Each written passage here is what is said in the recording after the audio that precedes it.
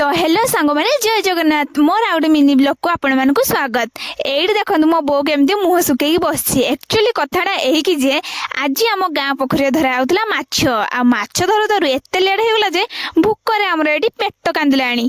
Late माने कहले जे एकाथरे time हेगला 4टा आ 4टा बाजलाणी भूक कोन लागिबनी कहले सांग माने।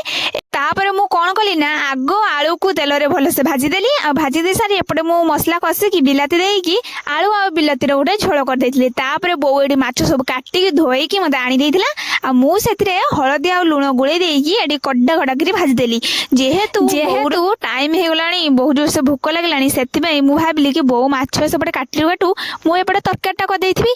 एडी देखंतु सांग माने मोर माछ भजा सरी गलानी आ बहुत जोर से भूक लागलानी आ थरे हबो माछ मु भाजी देकी एडी हमें बसी गलु खाइबा पाई। आ विश्वास करंतु तरकारीटा भारी टेस्टी हेतिला। वीडियोटी भल लागिथिले सब्सक्राइब गोटे निश्चय करिवे। रहुछि सांग माने जय जगन्नाथ। देखाबा गोटे न्यू वीडियो रे।